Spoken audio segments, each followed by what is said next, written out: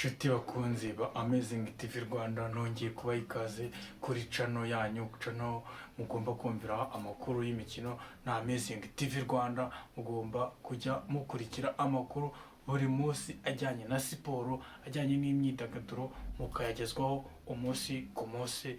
Nk'abantu mukurikira iyi channel mugomba kubona amakuru kandi ku gihe. Uyu munsi rero ngiye kukwereka urutonde rw'abakinnyi 8 ba Rayon Sport basigaranye amasezerano ariko bagomba kuguma mu ikipe ya Rayon Sport umwaka utaha wa 2026 2027. Aba bakinnyi uko ari 8 nibo kocha Dirani na directeur technique Dirani na kocha Haringingo Francis bamaze kwemeza ko aribo bazaba bari bahari sezitaha muri Rayon Sport. Rayon Sport umwaka utaha mu bakinnyi ubungubu ifite abakinnyi 8 bonyine nibo bagomba kuba bazaba bahari umwaka utaha. N'abatindiye abakinnyi 8 basigaranye amasezerano banemejwe ko bazahaguma. Uwa mbere bamwita Yves Mugisha ni umukinnyi Rayon Sport yizamuriye imuvanye mu academy, ameze neza. Uyu mukinnyi agomba kuba ari mu izamu, agomba gushakirwaho abandi babiri, umwe ushobora kuzava mu barangije amasezerano bazongererwa, undi ashobora kuva hanze y'igihugu aje gukopeta, n'uwo nguwo uzaba ari uwa mbere.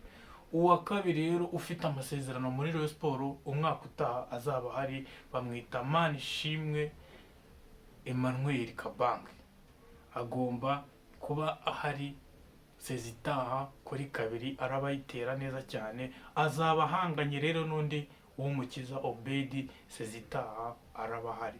Uwumukiza Obedi sezitaha araba ari mu ikipe ya Rayon Sport kuri kabiri. Uwo ni umukinnyi wa gatatu uzaba uhari sezitaha muri Rayon Sport. Uwa kane uzaba uhari muri Rayon Sport ni Rushema Chris sezitaha.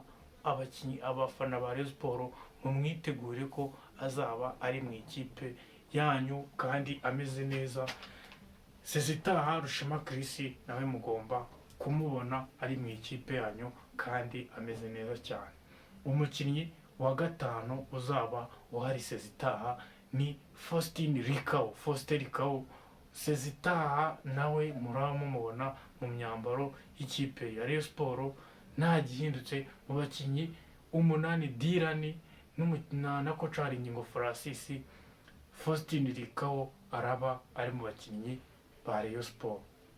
Umukinnyi wa gatandatu ugomba kuba uhari ni Tambwe Ngongo Gloire, umukinnyi nemeza ko ari we witwaye neza muri saison ishize. Tambwe Ngongo Gloire, Dirani kocha na Dirani directeur technique na kocha Haringingo Francis bamaze kwemeza ko azaba ayoboye, azaba ari mu ikipe izaba ihatana umwaka wa 2026 2027. Iyi saison Tambwe Ngongo Gloire muramubona muri Rayon Sport. Uwa karindwi uzaba ari mu ikipe ya Rayon Sport sezitaha udashidikanywaho ugomba kuba ari mwese abafana ba Rayon Sport mu mwitegure.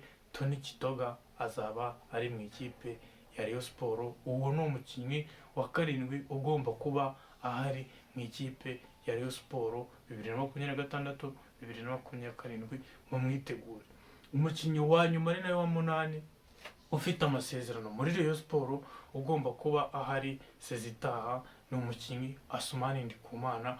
Mugombe mu mwitegure, sezitaha araba hari afatanya n'abandi bataka Rayon Sport izaba iguze muri uwo mwaka.